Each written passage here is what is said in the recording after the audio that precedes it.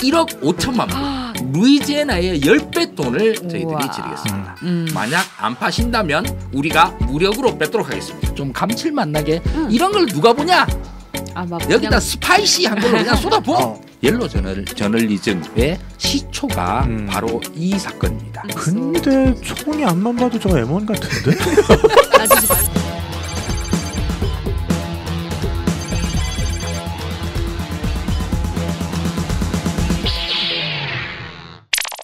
여행을 사랑하시는 발랄한 국민 여러분, 그리고 지구별 어딘가를 여행하고 계실 여행자 여러분, 안녕하십니까. 탁피디 연수를 지는 탁장 PD입니다.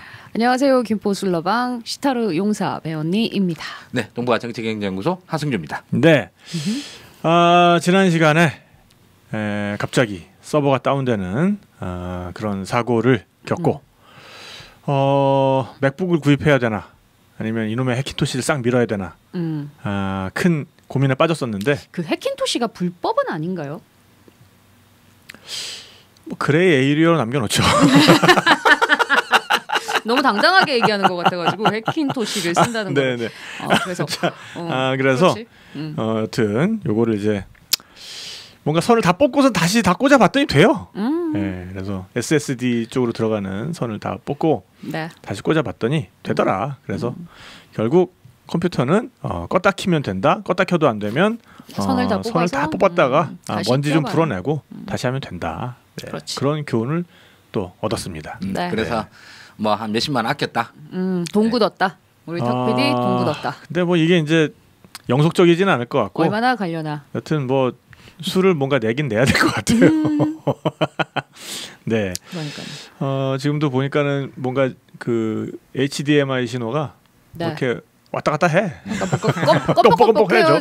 저건 또 뭐지? 그러니까. 없던 증상인데. 뭔지 모르겠네요. 왜 매번 새로운 증상들이 나타나는 건지 그러니까요. 참 모르겠습니다. 네. 기계나 사람이나 네. 늙으면 우리 컴도 갱년기인가 봐요. 그렇죠. 네, 어쨌든 여러분들과 함께 그래도 다시 방송을 할 수 있게 돼서 굉장히 기쁘고, 지난주 뭐 어떻게 보내셨습니까? 그래서 그러게 그새 일주일이 지났다는 게 믿기지가 않습니다. 그새 일주일이 지났죠. 네. 정말 시간이 너무너무 시간이 정말 빨리 가죠. 네. 게다가 나는 뭐 하는 일도 없다 보니까 뭐 어제가 뭐 그제 같고 그제가 뭐 그근제 같고 그렇습니다.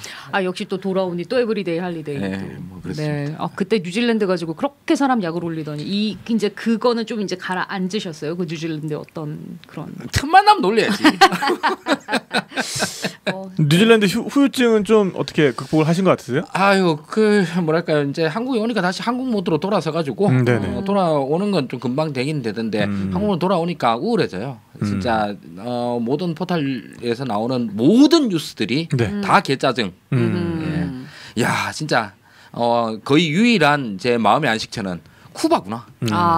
쿠바를 스터디하는 게 거의 뭐 마음의 유일한 안식처가 되다시피 했던 것 같습니다. 네. 그러니까 저도 20대, 30대 막 이때 정말 장기 여행을 되게 많이 다녔던 사람으로서 그 여행 후유증에 사실 가장 좋은 게 연애거든. 뭔가 나를 정착시켜주는 어떤 힘 막 그런 거는 연애인데 또 그 연애가 끝나고 나면은 그 연애 후유증에 가장 좋은 건 여행이기도 해. 그래서 끊임없이 그걸 반복하는 삶을 살았다. 뭐 이런 얘기를. 그럼 뭐 아주 알찬 삶을 보내셨네. 그렇습니다. 유부남은 뭐 그럼 와이프랑 뜨겁게 사랑해야지 뭐. 그렇지. 뜨겁게. 그래야죠. 좋은 생각입니다. 네, 여튼 지난 시간에 그래서 쿠바의 요즘 이야기, 그러니까 요즘 쿠바, 그래서 쿠바의 개관에 대해서, 쿠바는 과연 어떤 나라인가에 대해서 좀 알아봤고요. 이번 시간에는 어떤 이야기죠? 이제는 쿠바의 옛날로 돌아가죠. 그러니까 지금 현재의 쿠바가 이제 이렇게 존재하기 위해서는 뭐 과거에 이제 걸어온 발자국들이 있을 거고, 그 발자국 하나 하나가 사실 세계 근현대사에 굉장히 중요한 그 하나하나들이었거든요. 이렇다 보니까 쿠바의 뭐 옛날 이야기를 한다라고 하는 건 사실은 그 미국사의 옛날 이야기를 한다는 거이고, 그럼 뭐 달리 말하면 거의 세계사나 마찬가지죠. 그래서 이제 그 이야기부터 좀 해보려고 그럽니다. 자, 이제 뭐 맨날 우리 대항해 시대 때부터 수도 없이 나왔던 바로 그 연도 1492 콜럼부스. 콜럼부스가 스페인에서 출발해서 아메리카 대륙을 발견을 합니다. 아메리카 대륙을 발견하면서 끝까지 아메리카 대륙이 인도라고 믿었죠. 근데 아메리카 대륙을 가기 위해서는 이제 큰 섬이 2개를 갖다 탕탕 쳐야 되는데 처음에 나오는 섬이 그 히스파니올라 섬, 그 아이티랑 도미니카 공화국 있는 데죠. 네. 그걸 딱 넘고 나면은 그다음 쿠바가 나옵니다. 네. 와, 오늘은 지도도 볼 수 있구나. 너무 행복하다. 지도가 있습니다. 그러니까 지금 스페인에서 그러니까 이베리아 반도에서 이렇게 대서양을 쭉 건너서 네. 오게 되면 여기에 지금 도미니카 공화국과 푸에르토리코 요 섬들이 그러니까 일단 먼저 나오는 거죠. 그렇죠. 네네네. 그리고 그다음 쿠바가 나오고 그러고 나서야 이제 아메리카 대륙이 나오죠. 근데 처음에 이제 콜럼버스는 인도를 간다라고 죽을 때까지 생각을 했으니까. 그렇죠. 네. 지구는 둥그니까 자꾸 항해해 나가면 결국에는 이제 이걸 뚫으면 이 아메리카 대륙을 뚫으면 인도가 나오는 건 맞죠. 맞지. 하지만 그 태평양을 뒤에는 넘어서 가야 되는데 대서양보다 훨씬 큰 태평양이 있다는 거죠. 그래서 콜럼버스는 처음에 나오는 그 지금 이제 도미니카 공화국 있는 여기를 일본이라 생각을 하고 세상에. 예, 여기 도미니카 공화국 이게 지팡구다. 일본이라 생각을 하고 그 다음에 쿠바를 중국이다. 와. 그리고 나온 큰 땅 미국 아메리카 대륙을 인도다. 라고 그렇게 오해를 하다가 죽었습니다. 그래서 인디안이 되고 이런. 인디안이 되고. 근데 이제 이 콜럼버스가 처음에 쿠바 섬에 도착했을 때 쿠바의 원주민들은 콜럼버스를 따뜻하게 환영해주고 굉장히 이제 좋게 만났다고 그럽니다. 그래서 콜럼버스도 갔다 와서 그거 가보니까 사람 착하고 날씨도 좋고 등등 좋더라. 이렇게 이제 기록을 남깁니다. 네. 자, 1492부터 시작을 해가지고 그 다음부터 콜럼버스가 이제 항해를 그 이후로 2번인가 3번인가 더 하거든요. 그 다음부터는 이제 군대를 와장창 몰고 옵니다. 와장창 몰고 오고 그렇게 해서 대충 콜럼버스 이후에 이제 벨라스케스 총독 시기까지 해서 1520년대쯤 되면은 쿠바 섬은 거의 전역을 스페인이 장악을 하게 되죠. 이제 실제로 식민지를 만들어 버립니다. 거기다 이제 총독부 만들고. 근데 좋아요. 뭐 식민지를 만들었다 하는데 스페인이 최초죠. 이 유럽인들이 유럽 대륙을 벗어나서 식민지를 만든 게 처음이잖아요. 이러다 보니까 처음에 이제 쿠바부터 시작이고 그 시작부터 너무 막 뭐랄까 폭력적이고 너무 잔인하고 그리고 너무 뒤가 없는 거예요. 뒤가 없다는 게 무슨 말씀이시죠? 에라시장 지금 저기 캘 수 있는 대로 다 캐고 일단 다 털어먹자. 식민지에 있는 걸 다 털어먹자. 이러다 보니까 쿠바 섬에서 아니 뭐 쿠바에 뭐 딴 거 보러 간 게 아니라 금 캐러 간 거잖아요. 그래서 금광 캔다 이래가지고 온데 그냥 광산 뚫는다 그러고 쿠바 그래 금이 많이 나는 데는 아니었거든요. 그냥 다 뚫어봤구나. 여기서 나올까 저기서 나올까 좀 나온다 그러면 이제 거기서 원주민들을 엄청나게 혹사를 시키고 그렇게 해서 뭐 일단 처음에 이제 스페인인들이 데리고 가서 간 그 병원균 때문에 전염병으로 와장창 죽어나가고 그리고 고의적인 학살 이걸로 또 와장창 죽어나가고 남은 원주민들을 또 이 각종 강제노동에 동원을 하고 이래가지고 처음에 콜럼버스가 발견했을 때 쿠바 섬에 인구가 한 10만 명 정도로 추산을 했다고 그러는데 이 10만 명 인구가 한 30년에서 40년 그건 좀 그러겠다. 한 50년 정도 후에 10분의 1로 줄어듭니다. 그렇게나 학살을? 예. 그 사람을 그게 이제 한 2세대 만에 2세대 정도가 지나고 나면 쿠바 내의 원주민들이 거의 멸종을 합니다. 그러네요. 거의 멸종 수준이네. 그 정도면. 그 멸종 중에 아주 중요한 원인 중에 하나가 그 살아남은 원주민들이 너무 절망에 빠져가지고 지옥이 찾아온 걸로 생각을 한 거예요. 유럽인들은 악마다. 악마가 아니고서는 어떻게 저럴 수가 있냐. 그럴 수 없죠. 삶의 의지 자체를 잃어버리는 거군요. 그래서 출산 파업을 합니다. 이런 데서는 더 이상 애들을 낳을 수 없다. 여기가 지옥인데 내 아이를 어떻게 키워 지옥에서. 그래서 우리 애한테 이런 지옥을 뭐 맡기느니 차라리 애를 안 낳겠다가 되고 세상에. 뭐 영아 살해, 유아 살해 이런 것까지 벌어지면서 원주민들이 싹 사라져 버립니다. 이제 스페인인들이 이제 갑자기 딱 2세대도 안 돼가지고 섬이 텅 비어버린 거예요. 이거 뭐 뭘 하지? 이래서 이때에서부터 쿠바 섬이 흑인 노예들의 섬이 되어갑니다. 그래서 흑인 노예들을 이주를 시켰구나. 아프리카의 흑인 노예들을 데리고 오기 시작을 합니다. 그러니까 원래 쿠바 섬에서 살아가던 원주민 부족이 있었을 텐데 그들은 점차 숫자가 줄고 그러니까 전염병으로도 죽고 그다음에 시리에 빠져서 더 이상 아이를 안 낳고 이러다 보니까 이제 노동력을 충당하기 위해서 아프리카에서 데리고 오는군요. 그렇죠. 그래서 사실 여기서부터 아프리카 노예 무역이 시작이 뭐 그전에도 있긴 있었죠. 그러니까 지금도 가보면 쿠바에 딱 떠오르는 게 흑인 인구와 그다음에 이제 흑백인 혼혈 같은 느낌의 사람들이 주로 좀 떠오르고 뭔가 쿠바의 원주민 얼굴은 잘 안 떠오르는 것 같아요. 원주민이 아예 없다시피 합니다. 뭐 타이노인이라고 뭐 그렇게 얘기를 하긴 하는데 뭐 그냥 뭐 DNA 상으로 살짝 남아 있다. 뭐 이런 혼혈 이런 걸로 해서 남아 있다 그러지. 뭐 어떻게 되는지 지금 사실 전혀 없는 수준인 거죠. 그리고 1492부터 대충 시작을 하면 쿠바가 실질적으로 독립국가가 된 게 1903년인가 그렇거든요. 그럼 1492, 1592, 1692, 1792, 1892 이렇게 되면 400년이 넘습니다. 400년 동안 스페인이 쿠바를 식민 지배를 합니다. 그때까지.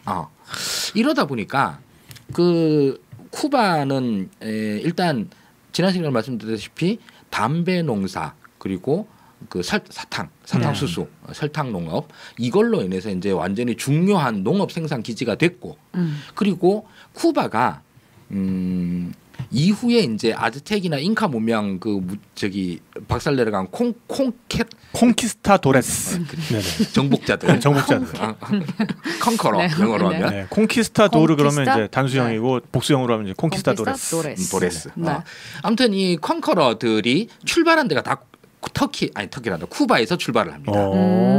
그렇잖아요. 그 피사론이 뭐 이런 애들 다 쿠바에서 저기 함대 만들어 가지고 뭐 중미로 가고 남미로 가고 뭐 멕시코로 가고 이렇게 그러니까 지리적으로도 굉장히 좋은 위치다. 그러고 보니까 그러니까 일종의 남미와 북미를 공략하기 위한 불치망모. 그렇죠. 그런 느낌의 땅으로 돼버린 거군요. 걸치고 있는 게 그러니까 정말 위치적으로 아무래도 이렇게 남미랑 북미 딱 사이에 위치를 하고 있다 보니까 너무 좋아, 위치가. 여기에서 먼저 도착을 해가지고 뭔가 정비를 하고 편성을 해가지고 뭐 북으로든 남으로든 이렇게 들어간 거네요. 그래서 그 우리 볼리비아의 그 유명한 은광 포토시 은광 포토시에서 은광을 캐 그리고 이걸 쭉 와서 대충 이제 카라카스 지금 저기 베네수엘라 수도 카라카스에서 싣고 와가지고 하바나 쿠바의 하바나로 갖고 옵니다. 그래서 이제 하바나에서 남미에서 온 온갖 수탈물들 이런 걸 다 모아서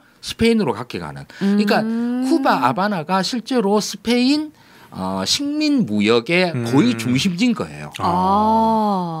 그러니까 이제 물류센터. 그렇죠. 물류센터. 거의 그 정도. 허브네, 허브. 모든 화물이 집화되는. 그렇죠. 네네. 그러니까 이제 이 볼리비아 포토시나 이런 데서 아니면은 뭐 브라질 쪽의 정글에서 뭔가를 캔다.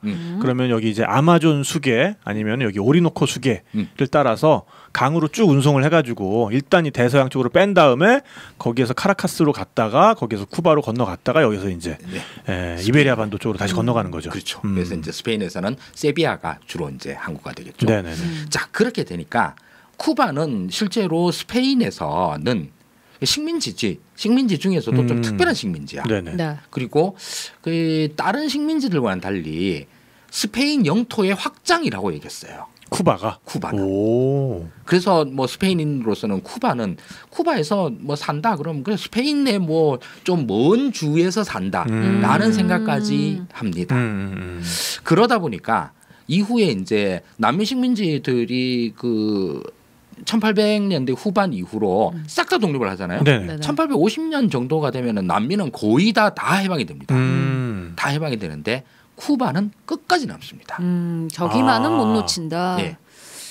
그래서 쿠바는 여전히 담배와 사탕수수 그리고 뭐 럼주 뭐 이런 걸로 해가지고 꽤 수익성이 높은 데다가 스페인인들이 저기다가 투자를 400년 동안 해놓은 거야. 그러다 보니 쿠바는 실제로 저 중남미 북미 다 통틀어서 가장 부유한 식민지 영역입니다. 그러니까 이제 냉면집이 이제 프랜차이즈를 막 내가지고 분점을 막 운영을 하다가 야, 이 분점까지 관리하기는 힘들어. 그래가지고 분점들이 하나씩 다 독립을 해가지고 떠나갔는데 직영점만 끝까지 유지를 한 게 쿠바였다. 그리고 우리 카리브해의 해적이 네. 카리브해 해에서 그쵸. 저기 네. 활동을 하잖아. 그 카리브 해. 바로 쿠바 밑에 카리브 해. 쿠바 네. 있는 저기가 카리브 해잖아. 네. 왜 카리브 해겠어? 쿠바가 있었어. 쿠바가 제일 훔칠 게 많았구나. 저 카라카스에서 쿠바 이렇게 왔다 갔다 하는. 저기가 제일 부유하고 그러네. 배들도 제일 많이 다니고. 게다가 그러네요. 저 근처에 보면은 뭐 카리브해에 저기 보면은 저기 섬들 짜잘짜잘한 거 엄청 많잖아요. 그쵸. 거기에 다 해적 기지들 만들어가지고 숨을 때 얼마나 많습니까? 요런데. 네. 예, 거기에다가 이제 케이맨제도 저기도 그렇고 그 위로 올라간 바하마 있죠. 이쪽에서 다 이제 섬들에 숨어 있다가 스페인 배 뜬다 이러면은 영국 해적, 프랑스 해적, 이태리 해적 뭐 아무튼 등등 할 수 있는 해적들이란 다 절로 몰려 들어가가지고 저 스페인 화물선들을 노리게 되는 거죠. 그러니까 저 오른쪽에 진짜 섬은 안 보이고 섬 이름들만 그러니까 잔뜩 있는 저쪽 보니까 네. 진짜 그러기 좋았다. 저기가 지금은 드네요, 이제 정말. 다들 그 이제 조세 회피 지역. 네. 그렇죠. 저런 섬 하나 하나가 페이퍼 컴퍼니들 많이 다 저기 저기 회사 만들어 가지고 세금 떼먹게 만드는. 그러기 좋게 생겼네. 그런 섬들이죠. 네네. 뭐 여기도 뭐 바베이도스니 저런 데들도 다 이제 뭐 영국과 관련이 깊은 쪽 섬들이죠. 저쪽 섬들도 보니까 뭐 짜잘짜잘하게 다들 또 독립국들이고 뭐 등등등이 있더라고요. 자 그렇게 해서 저기 스페인의 보물 쿠바입니다. 그런데 돈은 이제 스페인이 많이 벌었어. 근데 이 쿠바의 무역이 점점점 이제 진행이 돼가면서 그 위에 미국으로 집중이 되기 시작을 합니다. 쿠바는 뭐 딴 게 아니라 설탕하고 담배 이게 두 개 다야. 그거밖에 없으니까. 근데 이 두 개의 제일 큰 수요처가 옛날엔 당연히 유럽이었겠지. 근데 미국이 점점 커져가면서 미국이 거의 다 이걸 무역을 독점하게 됩니다. 그러니까 이제 쿠바 아바나항에서 배 멀리 와가지고 스페인까지 왔다 갔다 것도 없이 그냥 플로리다만 왔다 갔다 해도 충분해요. 여기죠, 여기. 하루에 마이애미도 보이고 막. 150km밖에 안 떨어졌다고 그러니까. 그래서 거의 쿠바 전체 무역의 한 70% 정도가 미국으로 집중이 되기 시작합니다. 둘 사이의 관계가 굉장히 긴밀해질 수밖에 없겠네요. 그렇죠. 그렇게 옮겨졌구나. 자 그리고 1860년도에 아마 미국 남북 전쟁이 터졌을 거예요. 남북 전쟁이 터졌다 그러면 그때의 노예 문제가 미국에서 이제 가장 첨예한 갈등이 극적일 때이잖아요. 자 이때의 쿠바는 아직까지도 대농장 플랜테이션에서 흑인 노예들을 불러서 노예 노동으로 이제 농업이 이루어질 때입니다.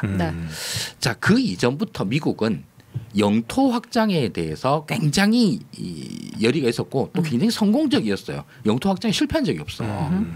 자, 맨 처음에 미국이 이제 조지 워싱턴이 미국 독립을 할 때 영국으로부터 독립했다 그러면 미국 동부 해안의 13개 주가 다야. 그 이 13개 주는 지금 현재 미국 영토로 한다고 그러면 막 10%나 되려나? 전체 뭐 면적으로 따지면. 그런데 미국 영토가 2배가 된 거, 더블이 된 게 나폴레옹이 있을 때 프랑스 나폴레옹이 미국 대사들을 만나가지고 혹시 너네 땅 살래? 그래가지고 갑자기? 아니 미국이 제안한 것도 아니고 나폴레옹이 먼저 제안을 했어요. 땅 살래? 그러니까 예 어디요? 그러니까 그 아메리카 대륙에 있는 프랑스 식민지가 루이지애나라고 있는데 루이지애나 살래? 미국이 그냥 예. 라고 합니다. 이게 미국의 3대 대통령인 토마스 제퍼슨 때 있었던 일이거든요. 그래서 미국이 이걸 당시 돈으로 1,500만 달러라고 하는 돈으로 삽니다. 1,500만 지금 달러요? 돈으로 환산하면 얼마쯤 될까요? 들었는데 까먹었는데 아무튼 루이지애나가 뭔가 되게 싼 것 같아. 그렇게 얘기하니. 그냥 공짜나 마찬가지죠. 그 이거를 산 게 지금 이제 지도에 나오죠. 그냥 나폴레옹도 그냥 루이지애나를 판다까지만 얘기를 했지. 솔직히 저게 얼마나 큰 건지 뭐 저게 뭐인지도 알지 못해요. 그것도 몰랐고 그냥. 그러니까 지금 이 루이지애나를 판다고 했을 때 지금 미국의 루이지애나 주에 국한되는 게 아니라 저만큼 몇 개 주야. 그렇죠. 지금 저기가. 미국의 네. 정말 가운데 한 3분의 1 정도. 네. 그걸 그냥 떡하니 그냥 산 거잖아요. 그러니까. 그때 안 팔았으면은 지금 저 루이지애나 저 지역은 지금 프랑스였을 수도 있는 거고요. 그렇죠. 프랑스였을 수도 있죠. 세상에 나폴레옹 무슨 짓을 한 거야? 그때 나폴레옹은 돈이 너무 급해가지고. 돈이 너무 급해도 저건 너무 네. 그뿐만이 아니라 저 루이지애나 저기는 일단 저기 다 내륙이잖아요. 네네네. 미국이 독립을 했어. 독립을 했는데 어차피 내륙 국가 미국이랑 왔다 갔다 해가지고 있는 거 좀 관리가 되겠어 뭐가 되겠어. 그렇죠. 아무것도 안 됨. 그래서 그냥 너네 살아 해가지고 그 돈 받아가지고 전쟁한테 혼란 다 털어먹고 그냥 뭐 프랑스에 남는 것도 아무것도 없었습니다. 세상에. 자 이걸로 인해서 1차 이 시도가 대성공을 거두고 그리고 저기 루이지애나 옆에 이제 보면은 스페인이라고 해서 네. 주황색으로 큰 영토가 있죠. 네. 저게 지금 이제 그냥 미국 그냥 서부 거의 다잖아. 거의 다 진짜. 거의 다죠. 네. 이제 스페인령이었던 거죠. 이게? 옛날에 스페인령이었죠. 이 스페인령이라고 하면 즉 이제 멕시코가 독립을 하면서 저 땅이 거의 대부분 멕시코 땅입니다. 근데 여기에 텍사스 쪽에 미국인들이 몰려 들어와 가지고 살다가 멕시코를 대상으로 독립투쟁을 벌여 가지고 텍사스 공화국을 세우고 공화국을 세우자마자 바로 미국이 합병 신청. 그래서 텍사스가 또 미국 땅이 되고 이후에 뭐 캘리포니아도 그런 식으로 되고 거의 땅 따먹기인데요. 예, 플로리다도 네. 나중에 1800년대 초반에 스페인한테 돈 주고 삽니다. 그렇지. 그 알래스카도 되게 헐값에 샀다는 얘기. 알래스카는 공짜로 거의 공짜로 사다시피 했죠. 그건 러시아로부터 얼음덩어리밖에 없는데 그냥 사가 뭐 이러고. 그렇죠. 그래서 처음에 이제 저렇게 땅 샀을 때 제퍼슨도 루이지애나 산다고 해서 욕 먹었습니다. 야 지금 우리 1년 예산보다 넘는 돈을 갖다가 좀 뭐인지도 모르는 저 황무지 땅에 사가지고 뭐 어쩌려고 인 거고. 근데 부동산 대성공. 그렇죠. 그러니까. 이거보다 한 10배는 더 욕먹은 게 알래스카 산 거였죠. 그 얼음덩어리 사가지고. 그러니까 저 고음 있다더라 고음. 고음 사는 땅 사가지고 뭐 저 녹으면 없어질 땅. 고음 좋은 일 시키냐? 이래가지고 요걸로 넘었고 그럽니다. 자 이렇게 미국이 여러 번 이렇게 땅을 외국으로부터 평화롭게 돈 주고 사서 영토를 늘린 경험이 있다 보니 쿠바도 그 생각을 한 거예요. 쿠바도 스페인한테 사자. 쿠바를 사자. 예. 미국이 스페인한테 가서 저거 하나 사서 뭐 그치 딜을 걸어봅니다. 쓸 데가 많지. 옛날에 우리가 나폴레옹이랑도 딜을 쳐봤고 그치. 러시아랑도 딜을 쳐봤는데 다들 팔 때 다들 좋아하면서 팔았어요. 우리가 또 사기치는 것도 아니고 꽤 좋은 값을 줬습니다. 네. 우리가 딜을 거는데 스페인 분들한테는 스페인이 쿠바를 얼마나 아끼시는지 잘 알고 있습니다. 그래서 우리가 나폴레옹이 루이지애나를 팔 때 1,500만 불을 불렀는데 우리가 먼저 쿠바에 대해서 1억 5천만 불 10배를 루이지애나의 10배 돈을 저희들이 지르겠습니다. 어떻게 생각하십니까? 팔으셨으면 좋겠는데 만약 안 파신다면 우리가 무력으로 뺏도록 하겠습니다. 야, 이거는 진짜 거부할 수 없는 제안을 하지. 그 대부에 나오는 그거잖아요. 네. 정말 거절할 수 없는 제안. 이게 지금 제가 방금 찾은 지도인데 여기 보면은 지금 이게 미국의 이제 서부 쪽이잖아요. 지금 여기 보면은 이제 캘리포니아 그리고 뉴멕시코 그리고 텍사스 이런 데가 옛날엔 다 멕시코 영토였던 거고. 다 멕시코 땅이죠. 그래서 이제 라스 칼리포르니아 누에보 메히코 그렇게 읽어야지. 그치? 그 레푸블리카 데 테하스. 네, 이제 이런 것들이 다 멕시코 영토였는데 요거를 뭐 일부는 이제 돈을 주고 사기도 하고 일부는 이제 뺏기도 하고 전쟁을 통해서 뺏기도 야금야금 미국 사람들이 들어가서 살다가 전쟁 한번 치르고 전쟁을 이긴 다음에 야 그래도 공짜로 주긴 그러니까 공짜로 주면 네가 너무 속이 쓰릴 테니까 내가 돈은 줄게 뭐 이런 식으로 그렇죠. 그래서 이제 이런 것들이 쿠바에도 통할 줄 알고 제안을 했었는데 그게 안 통했다. 아니 스페인이 이때쯤 되면 이빨이 많이 빠집니다. 그렇죠. 이빨이 많이 빠져가지고 이제 뭐 유럽에서도 이제 점점 비실비실해 가는 나라이긴 한데 그렇다고 해서 미국이 강대국은 또 이때까지만 해도 아니었어요. 이때까지는 아직 강대국은 아니었다. 뭐 내가 아무리 지금 늙어도 야이 가소로운 새끼들아. 그러니까. 딴 것도 아니고 쿠바를 팔려고 그래? 근본도 없는 것들이 와가지고 말이야. 그러니까. 그치. 저기 사실 뭐 스페인 사람들이 그때 당시에 들었던 느낌으로는 뭐 독도를 팔라 정도도 아니고 뭐 경상도 정도로 파시는 거 어떻겠습니까? 또는 제주도. 네. 맞아. 제주도 파는 거 어떻겠습니까? 뭐 거의 그 수준인 거죠. 그러네. 그러니 당연히 이제 거부를 하는데 거부를 하는 것 정도가 아니라 스페인이 빡이 많이 쳤어요, 사실. 일단 자존심에 기스가 났구나. 네, 그냥 돈 주고 팔으라까지는 그러는데 안 팔면 무력점 침략하겠다. 안 팔면 때리고 가져오겠다. 그러니까 말도 안 되는 소리를 한 거죠. 네. 그래서 이제 분위기 안 좋았는데 이 제안을 한 게 1854년인가 그래요. 그러면 1860년에 남북 전쟁이 있으니까 이때가 노예 제도 문제로 미국이 한창 시끄러울 때야. 그랬겠죠. 그런데 이때에 이 남북 전쟁 직전의 문제가 뭐냐면 미국이 노예주와 자유주로 딱 정확하게 반반 나누어져 남북으로 있잖아요. 노예주 반, 자유주 반이에요. 그러면 여기서 미국 남부 애들은 노예주의 주 숫자를 늘리는 게 중요해요. 만약에 쿠바를 우리가 먹으면 노예주가 하나 더 생기는 거야. 그렇죠. 남쪽에 있으니까. 남부주는. 그리고 저기 해방주들은 아니 노예주가 하나 더 늘어나면은 연방이 노예주가 다수가 되잖아. 그 전까지 균형이 맞았는데 그러니까 딱딱 맞춰놨고 일부러 딱 반으로 맞춰놨거든요. 그럼 노예주가 더 많아지잖아. 그렇게 해서 북부의 자유주들이 이 말도 안 되는 소리 하지 마라 라고 해서 절대 반대를 합니다. 자, 그래서 미국이 쿠바를 바라보는 시각 자체가 이때서부터 있는 거예요. 쿠바를 미국이 먹자 또는 쿠바는 스페인으로부터 독립해서 자유독립공화국으로 만들자. 요런 둘 다 뭐 미국이 영향력을 투사하는 건 당연하겠지만서도 이 두 개가 굉장히 대립하고 있었어요. 자, 그런데 쿠바에 살고 있는 사람들 입장에서는 자기 똑같은 남미, 중남미 지역 어지간하면 다 독립 다 했어. 남은 건 쿠바 그리고 바로 옆에 있는 저기 자메이카는 IT 공화국은 이미 흑인 혁명을 통해서 이미 옛날에 독립을 했고 그 옆에 있는 푸에르토리코가 이제 아직까지 스페인령으로 있어요. 이거밖에 없어. 남이 다 독립했는데 그래서 여기 게다가 또 아직까지 쿠바의 이제 시스템 자체는 이미 옛날에 이제 망가진 그 노예제가 여전히 유지되고 있는 이 후져자빠진 사회인 거야.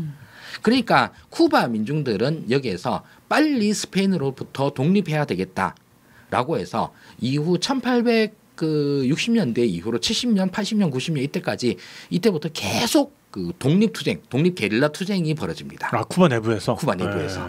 근데 당연히 이제 남미에서도 그렇듯이 크리올들, 그러니까 그 스페인에서 남미로 건너간 사람들.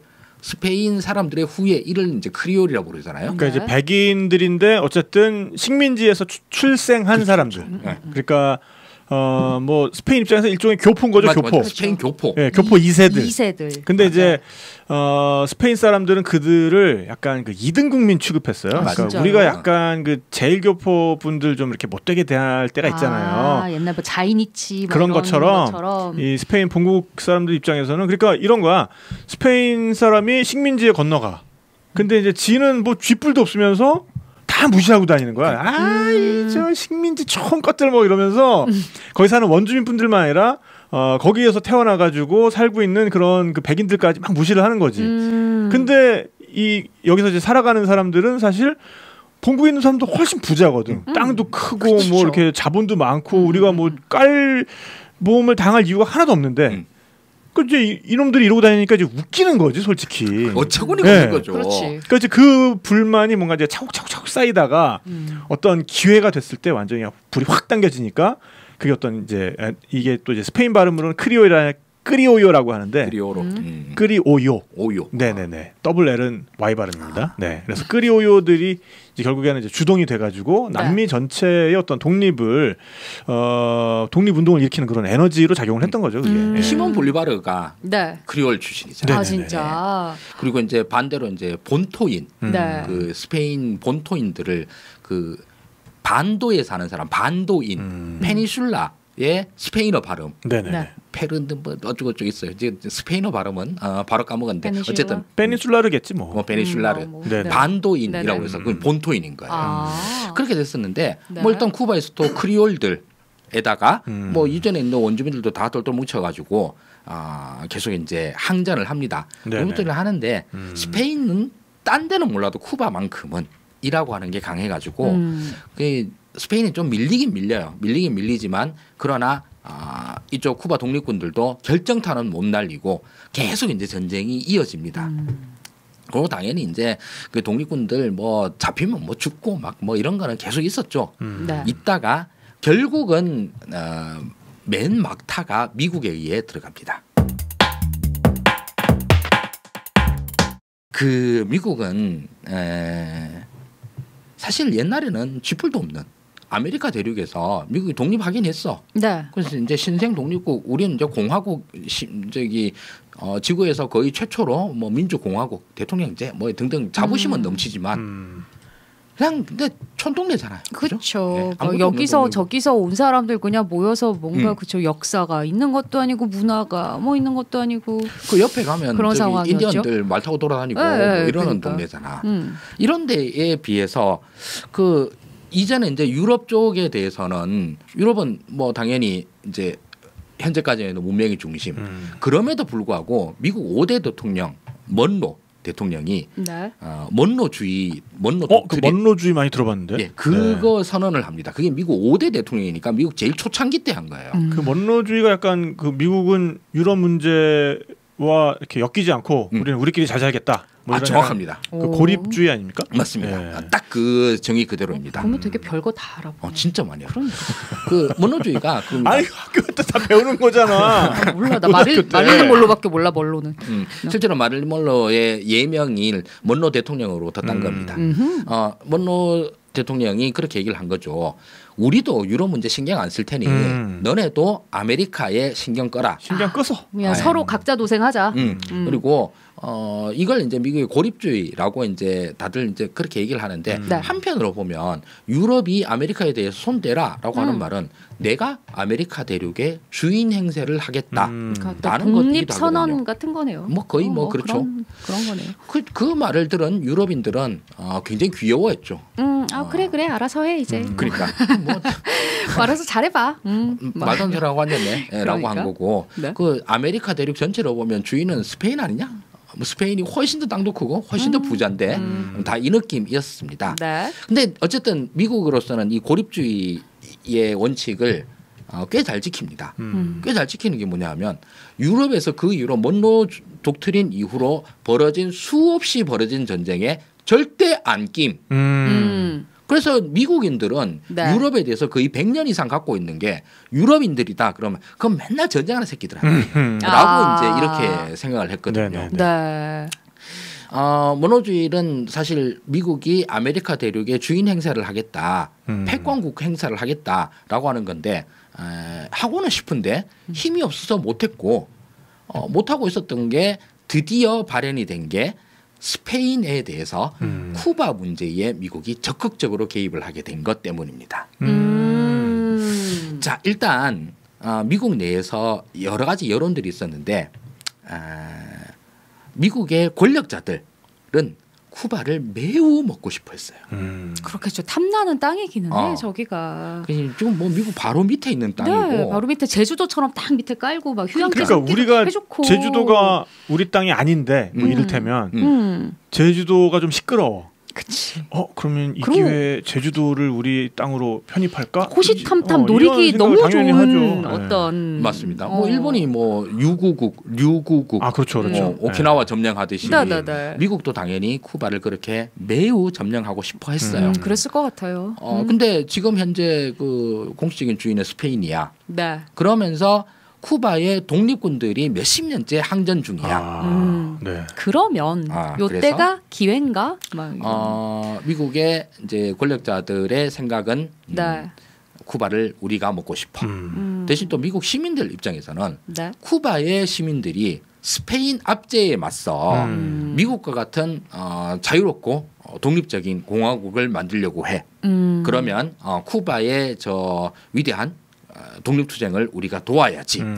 그런 하는. 세력도. 네. 그러니까 그 미국 국민들이 그런 약간 순진한 정의감 같은 거 그런 거에 되게 잘 좀 그 흐름을 잘 타죠, 그러니까. 그렇죠. 네. 근데 뭐 사실 틀린 얘기 하나도 없고 맞아요. 미국 권력자들 입장에서도 그 이런 분위기 자체가 전혀 나쁘지 않은 뭐 결국 스페인 물러나고 나면 그다음부터 뭐 주인 없는 땅에 우리가 들어가면 되지 뭐. 그렇지. 대충 이 생각을 하니까. 그리고 저렇게 가까운 데 있으면은 우리가 먹지 않을 거면은 친하게 지내면 또 되게 좋거든요. 그렇죠. 그런 것도 있고. 뭐 근데 친하게 지낼 생각까지는 아니고 네. 당연히 먹을 생각을 합니다.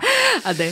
그러다가 초대형 사건이 터집니다. 초대형 사건. 어떤 사건? 그게 바로 메인호 폭파 사건입니다. 메인호 폭파 사건. 저는 이 메인호 폭파 사건을 네. 대학교 때 그 언론학 수업 때 배웠어요. 맞아. 그러니까 이제 이게 그 언론에 의해서 여론을 되게 호도시켜서 네. 어떤 전국을 자기가 원하는 대로 권력자들이 원하는 대로 좀 끌고 가는 그거에 아주 큰 그 사례로 배웠거든요, 제가. 그 신방과에서 네. 소위 말하는 황색 언론, 옐로 저널리즘 네. 이걸 하면은 옐로 저널리즘의 시초가 바로 이 사건입니다.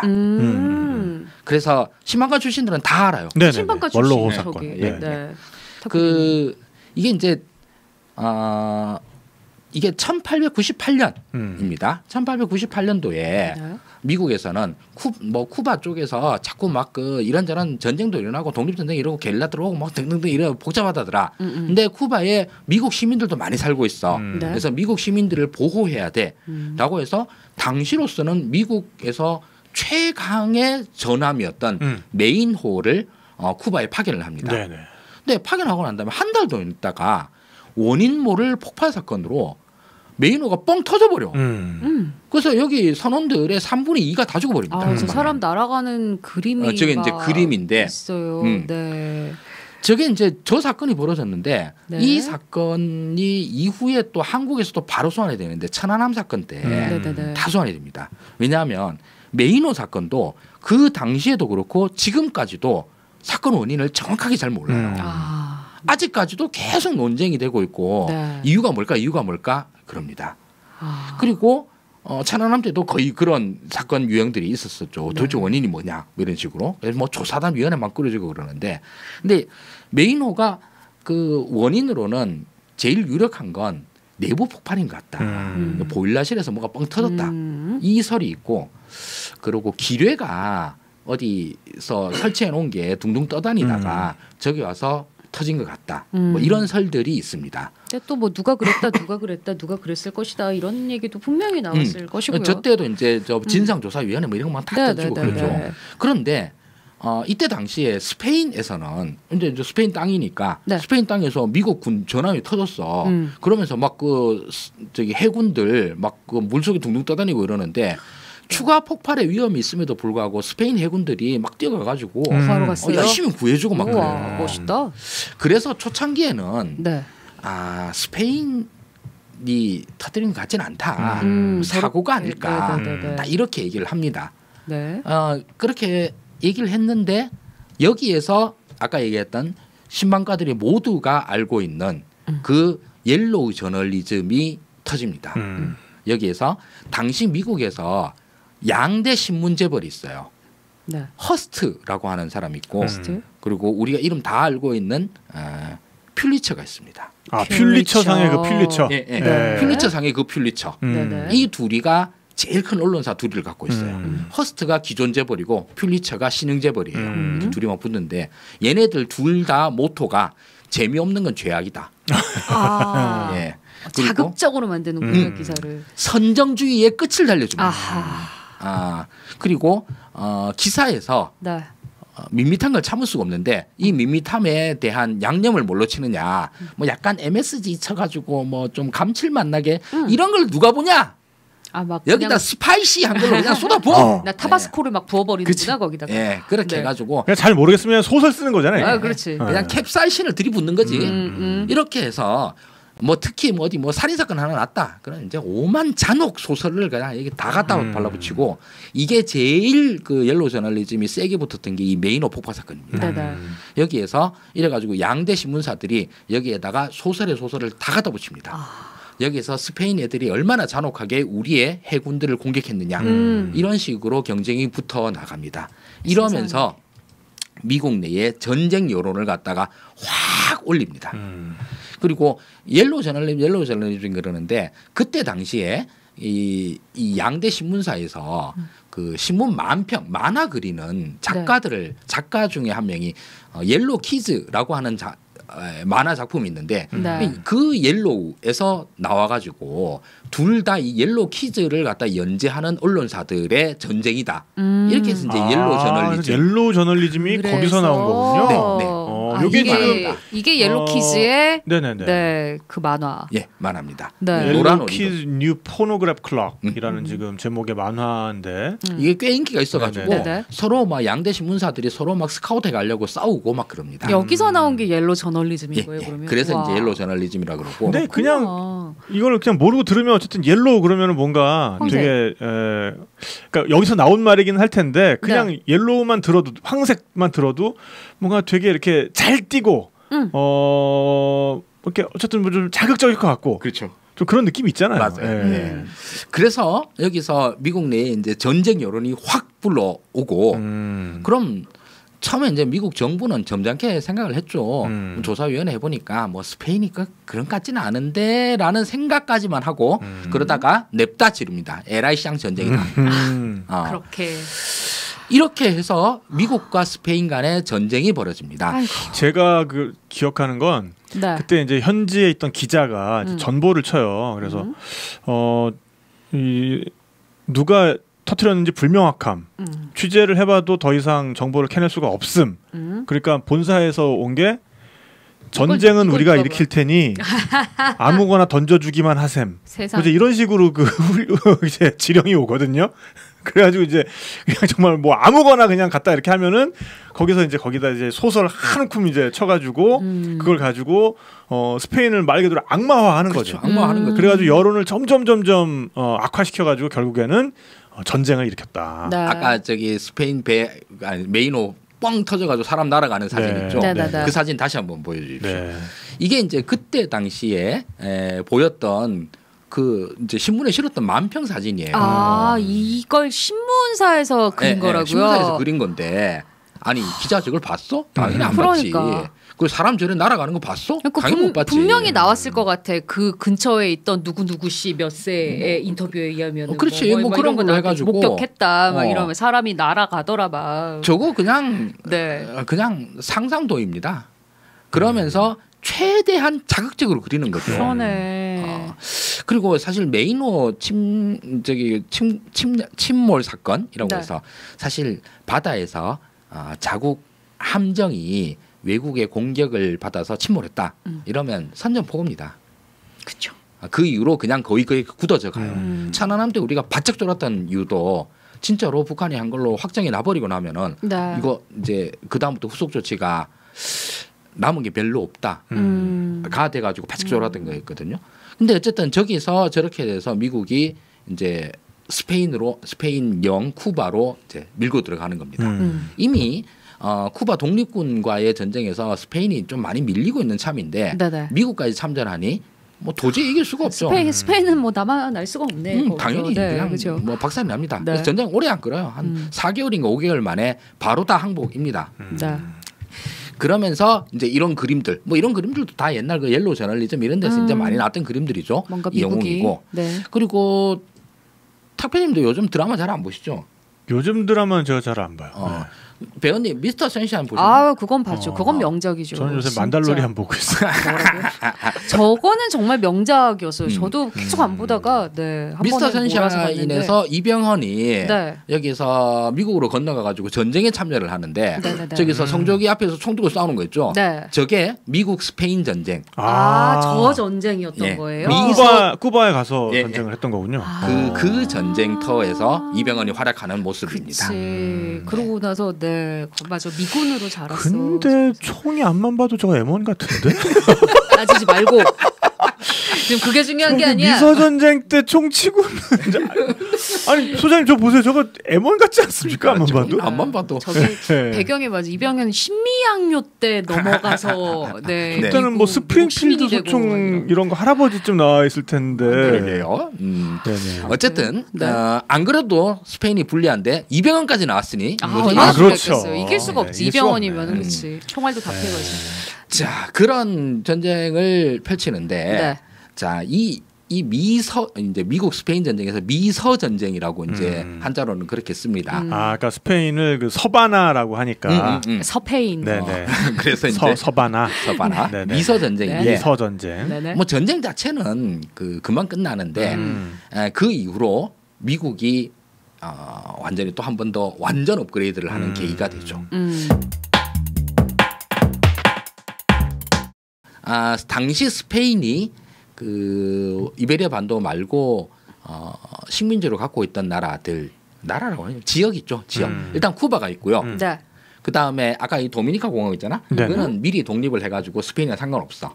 이제 그 프랑스 땅이 됐다가 프랑스에서 다시 흑인혁명 나가도 되는데 도미니카 공화국 바로 옆에 푸에르토리코가 있죠. 푸에르토리코가 있습니다. 이것도 스페인 땅입니다. 끊어읽기를 잘해야 됩니다. 네. 푸에르토리코.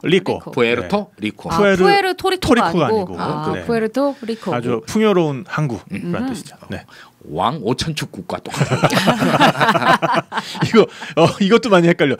트리니다드 토바고. 네. 트리니다드 토바고죠. 네네. 트리니다드 토바고. 트리니다드 토바고 아니고. 알겠습니다. 네. 자 그리고 태평양 쪽으로 쭉 한번 지도로 옮겨봐 주십시오. 태평양에서는 또 어디가 하냐면 괌이 있습니다. 괌. 네. 괌이 있습니다. 괌도 이거 괌 아니야 이거? 네, 그거 같아요. 스페인 땅입니다. 괌도 스페인 땅이었어요 그 당시에. 괌 찾기도 힘들어. 여기 있어요. 네. 정말 글씨가 더 커. 선보다. 그리고 또 유명한 게 필리핀이 있죠. 필리핀. 네. 여기도 스페인이었다. 이 필리핀이라는 그때 뺏긴 거예요 그러면은? 그 지명 자체가 국명 자체가 그 필리페의 땅이라 그래가지고 이제 필리핀이라고 한 거잖아요. 그때 필리페 2세였나요? 그때 스페인 왕. 자 그래서 당시 요거 말고 스페인이 남은 거는 모로코와 적도기니 2개가 있습니다. 그 외에는 이미 다 독립 등등등이었는데 어쨌든 남은 것 중에 이제 쿠바, 푸에르토리코, 괌, 필리핀에 대한 지배력을 상실합니다. 그리고 미국은 괌, 필리핀, 푸에르토리코를 미국령으로 만듭니다. 즉 미국의 식민지로 만듭니다. 야, 그 파워의 어떤 무게추가 스페인에서 그대로 미국으로 넘어가네요. 그렇죠. 그리고 쿠바는 제일 중요한 건 쿠바 때문에 싸운 거잖아. 그래서 쿠바는 쿠바는 식민지로 하려고 그러니 여태까지 미국이 지 입으로 했던 이야기가 너무 많이 쌓여. 독립을 시켜주겠다. 우리가 전쟁하는 건 쿠바 민중의 저 위대한 독립 투쟁을 갖다가 후원하려고 한 거지. 우리가 다른 유럽의 저 제국주의 놈들 새끼들처럼 영토 확장하려고 그런 줄 알아? 라고 말을 너무 많이 해놔가지고 좋은 말을 너무 많이 했어. 몇 마디 하고 치울 걸 그냥. 그러니까. 그래서 쿠바는 독립을 바로는 아니고 미군정 3년을 하고 이후에 독립을 합니다. 1903년이라고 그랬나요, 그게? 그때가 아마 시어도 루즈벨트 대통령일 텐데 시어도가 또 당시에 또 쿠바에 대해서 쿠바 독립을 갖다가 개인적으로 또 좋아해주고 이래가지고 독립국이 됩니다. 그렇게 독립을 했구나 쿠바가. 그렇게 독립을 하는데 나 얼마나 아까웠을까. 계속 막 독립을 시켜주면서 막 속이 쓰려가지고 막 자다가 이불킥 했을 수도 그러니까 막 자다가 벌떡벌떡 일어나고 그랬을 것 그렇지도 같아요. 않아요. 그렇지도 않아요. 이게 여러 가지 측면들이 있는데 이게 얘기가 참 복잡해요. 자 먼저 푸에르토리코는 섬이 작아요. 뭐 그렇게 안 크고 뭐 요즘은 뭐 야구로 유명하고 뭐 등등이죠. 그렇죠. 괌도 유명하잖아요. 괌도 근데 그 푸에르토리코는 뭐 우리 얼마 전에 우리나라에 온 브루노 마스의 엄마 고향이 또 푸에르토리코. 그래요? 네, 브루노 그렇죠. 마스. 그리고 아빠 고향이 또 필리핀이에요. 푸에르토리코와 필리핀은 미소 전쟁으로 그렇게 이루어지. 그렇게 브루노 마스가 태어났구나. 그렇죠. 아니 뭐 상관없을 텐데. 잠깐만. 어쨌든. 브루노 마스가 태어나려고 그 전쟁을 했나 그러면? 모르겠어. 브루노 마스가 어디서 태어난지 모르겠는데 아무튼 하와이에서 주로 활약을 했죠. 네. 아무튼 미국에 이제 그쪽에 있는 입니다. 자, 근데 이후부터 상황들이 아주 미묘하게 복잡해요.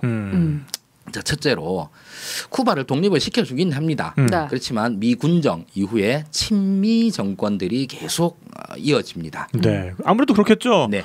좋은 말 너무 많이 해서 야심을 못 이뤘을 뿐 어쨌든 실질적으로 쿠바는 이제 우리의 강역이다. 그렇죠. 우리의 테리토리다.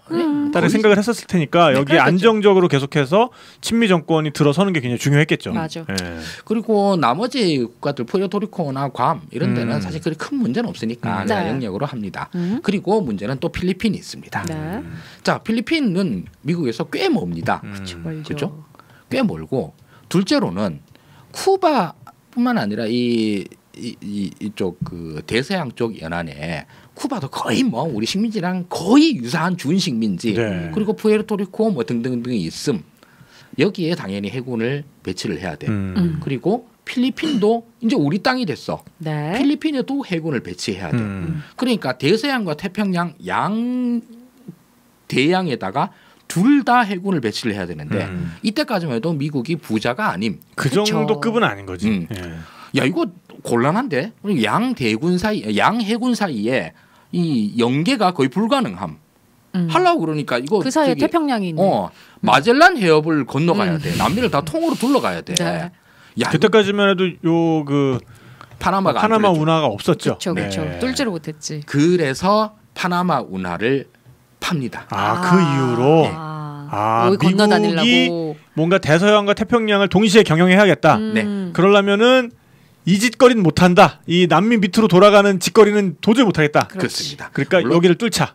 상업적으로도 당연히 엄청나게 이지만서도 당시로서는 군사적인 목적으로 이제 더 이상 미루면 안 되겠다. 다목적. 예, 이때 파나마 운하 뚫리기 전까지 파나마 운하 쪽 있는 데다가 철도를 놔가지고 배 실어가지고 철도를 해가지고 하고, 그러니까 화물은 어느 정도 이제 커버가 됐어요. 그러니까 다른 배에 실어서 그렇게. 근데 이제 해군은 그럴 수 없잖아. 네네. 해군의 원활한 운용을 위해서, 운용을 위해서 파나마 운하를 뚫자 해가지고 열심히 뚫어가지고 결국은 뚫어냅니다. 자, 요거가 이제 이런 것들이 있고, 그리고 그 이후로 푸에르토리코는 지금도 미국령으로 돼 있죠. 괌도 마찬가지고 괌도 미국령으로 돼 있죠. 필리핀은 지금 독립을 했죠. 필리핀은 이 미국이 식민지로 가지고 있는 것 자체가 해보니까 이거 일단 피곤한 거예요. 이게 저까지 군대를 계속 보내야 되는 것도 너무 그렇고, 멀어서 먼 것도 그런데다가 그리고 저 동네가 이제 동남아시아 쪽 이쪽이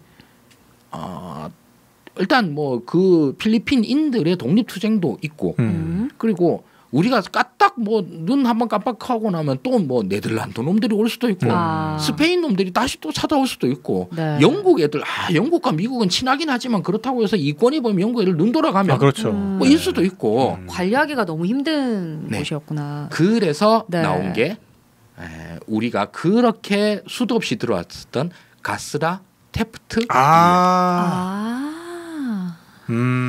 미국 입장에서도 필리핀에 대한 안보를 나름대로 만들기 위해서 일본과의 어떤 커넥션을 뚫어놔 놓자.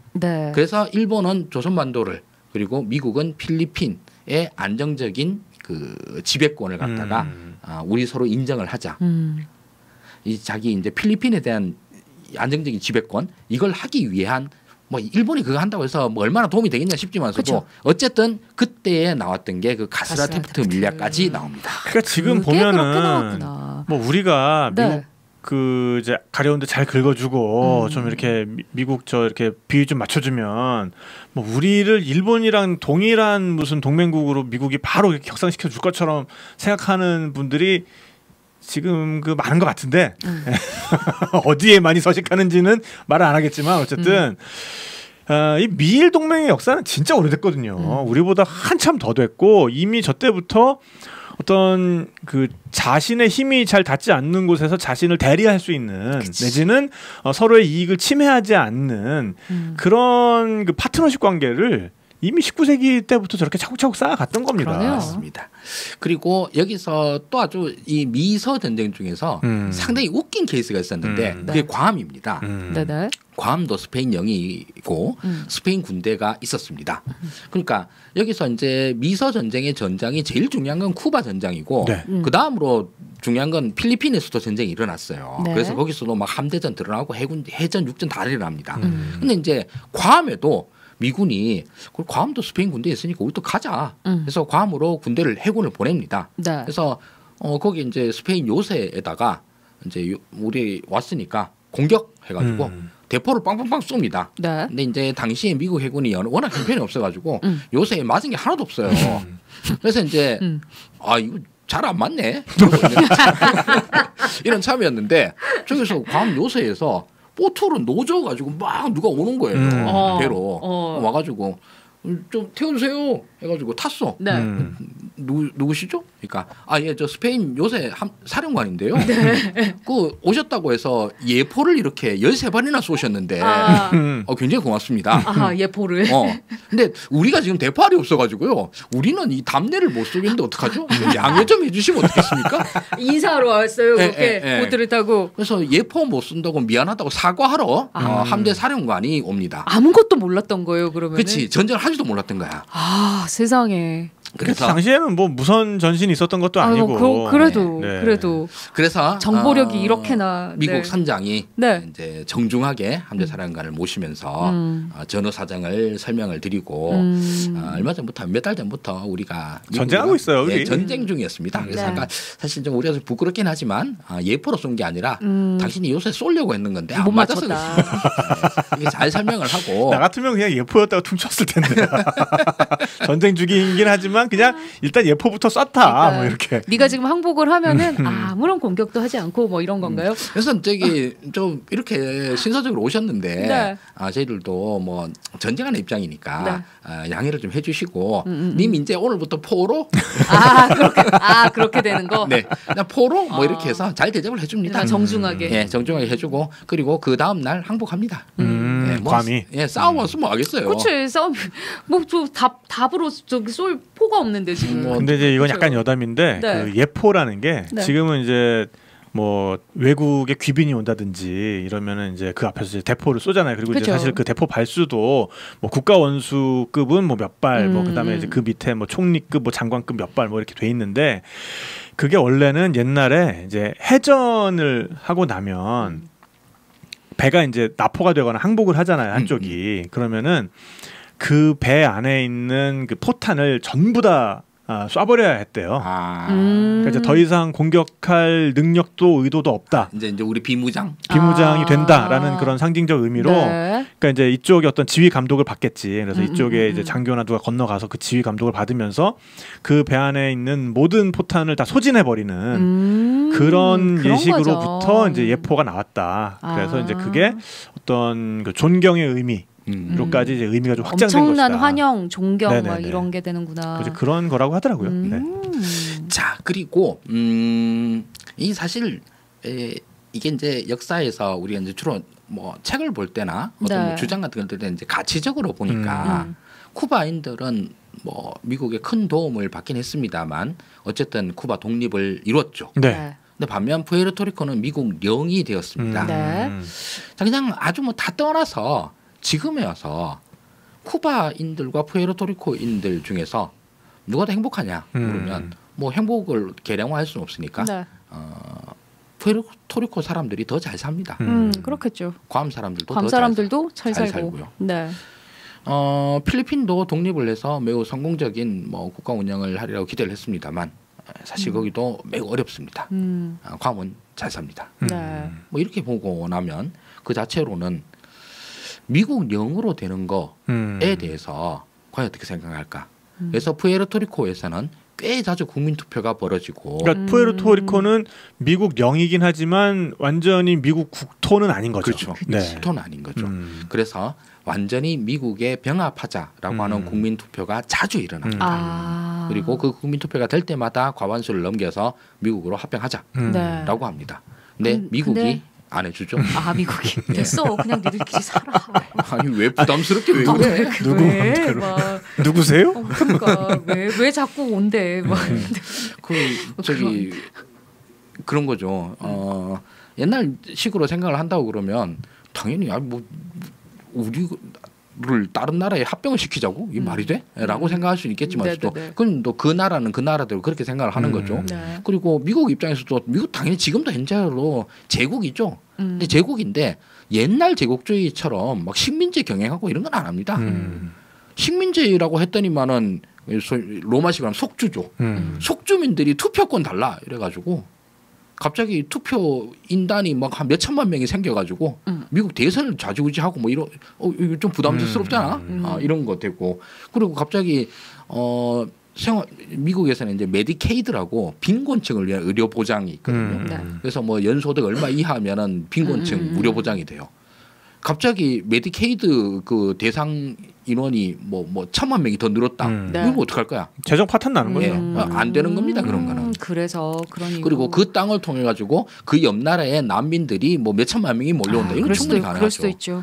그런 등등의 일이 있고 그리고 쿠바는 이렇게 독립을 했습니다만 당시 미국이 그렇게 자랑스럽게 우리가 쿠바 민중의 독립을 위해서 우리가 미국인들이 피를 흘렸어. 너무 자랑스러워라고 생각하지만 아주 솔직해 자빠진 미국의 역사학자들 중에 꽤 다수는 그때 눈 딱 감고 그냥 식민지로 만들었어요. 먹었어야 된다. 그래야지 그 이후에 그 골 때린 일들이 다 안 일어날 수 있었다. 그때 괜히 가오 잡다가 나라 꼬라지만 엉망되고 하다못해 세계대전 직전까지 가가지고 인류 멸망까지 할 뻔했다. 그래서 쿠바를 안 먹음으로써 세계대전의 위기를 구해내는 게 이제 엑스맨들이죠. 그렇죠. 엑스맨들이죠. 엑스맨 퍼스트 클래스. 그렇게 이어져. 맞아. 네. 엑스맨. 그렇지. 자초지종은 엑스맨 퍼스트 클래스를 보시면 잘 나와 있고. 자, 어쨌든 그래서 그 뒤에 이제 어떤 대환장 파티가 이어지는지는 다음 시간에 너무 재밌다. 이어지면 될 것 같습니다. 네. 오늘 아주 맨 처음에 그 오디오 사고 난 것만 빼면은 완벽했다. 아주 깔끔했네요. 네.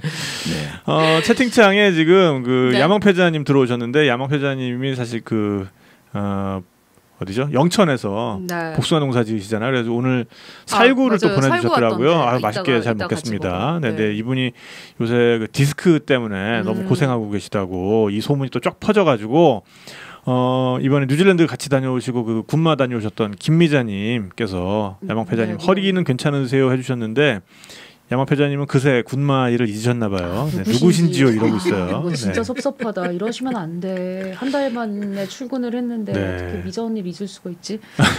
데니 코리아님께서 하승주 소장님은 차이나는 클래스의 어떤 강사보다 더 재밌고 실력 있는 것 같습니다. 항상 재미나게 듣고 있습니다 해주셨고요. 감사드리고요. 네, 감사합니다. 그리고 이제 퓰리처의 그런 이면에 대해서도 오늘 새롭게 깨달았다는 분이 많으시네요. 네. 옛날에는 그냥 진짜 사실 양아치 세상이었던 거죠, 진짜. 맞아요. 그러네요.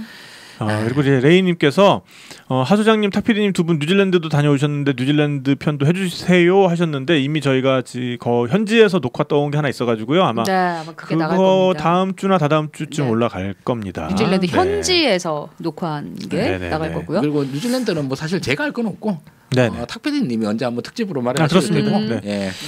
그리고 남미 2달 여행 배낭 65리터 너무 클까요?라고 지금 물어봐 주셨는데 갑자기 65리터면은 뭐 괜찮아요. 괜찮죠. 괜찮습니다. 일단 뭐 저는 75리터 배낭이 있긴 한데 허리 나갑니다.